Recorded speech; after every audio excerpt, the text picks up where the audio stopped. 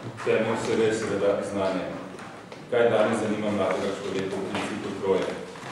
Najprej, kje nas se izobražuje za varno prihodnost, drugič, kako bo prišel do varne zaposlitve, in seveda tretjič, ali mu ta zaposlitev omogoča neko ekonomsko varnost, lastno stanovanje, ustvarjanje pogojev za družino in vse, kar sledi.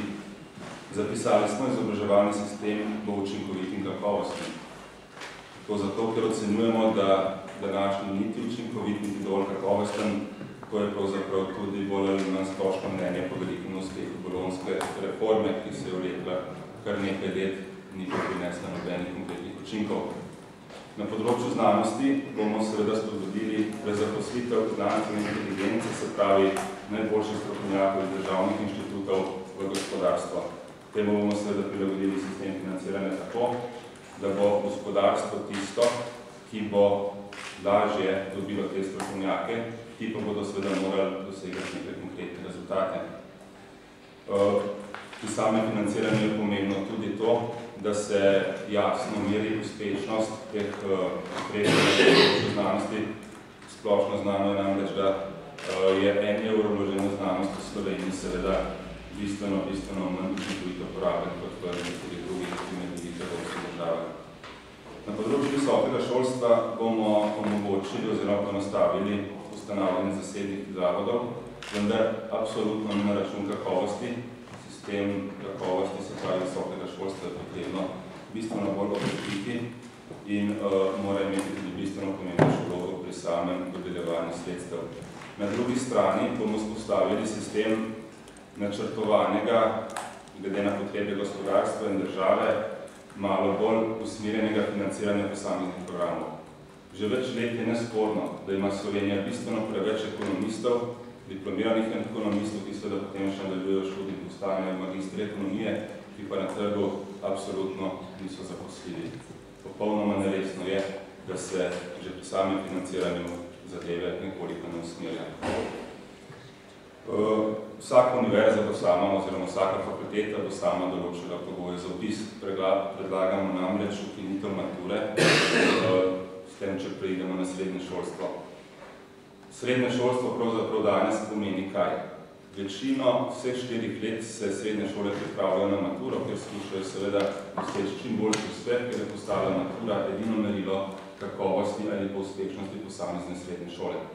Ob tem se zanemarja vse ostalo, dijake se pravzaprav usmerjajo na uči reševanje tistih nalog, ki pridejo upoštev na maturi. S tem pa seveda, ko se odpravi matura, je potrebno nadomestiti nek drug sistem preverjanja kakovosti srednjih šol. Uvedli bomo, se pravi, sistem preverjanja kakovosti, ki bo vključeval kontrolo pedagoškega in strokovnega znanja srednješolskih učiteljev. Se pravi, da je glavni komponent, ki dejansko pomeni, kako je neka šola kvalitetna.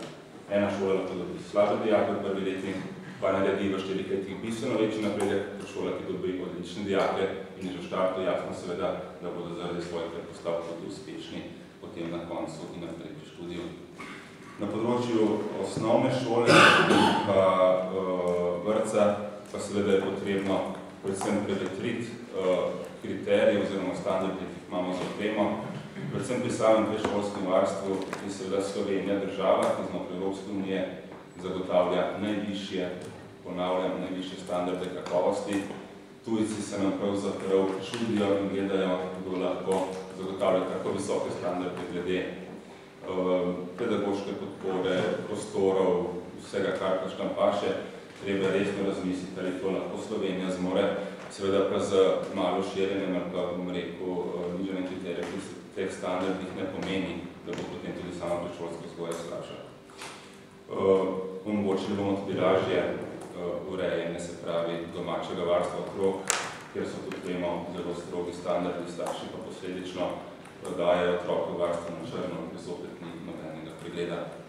Za dosego vsega tega pa bomo seveda, kot je bilo že na začetku rečeno, ustanovili Ministrstvo za izobraževanje in zaposlovanje, kjer ne bo potem nobenih prepirov o tem, katera politika je bila uspešna, ali osnovna šola dobra, ali srednja, ali fakulteta, ampak bo celotno ministrstvo odgovorno za spremljanje posameznika od vrtca, osnovne, srednje šole in seveda sistemsko moglo zagotoviti, da bo na koncu ta posameznik tudi lažje zaposljiv. ne more tega država zagotavljati, je pa njena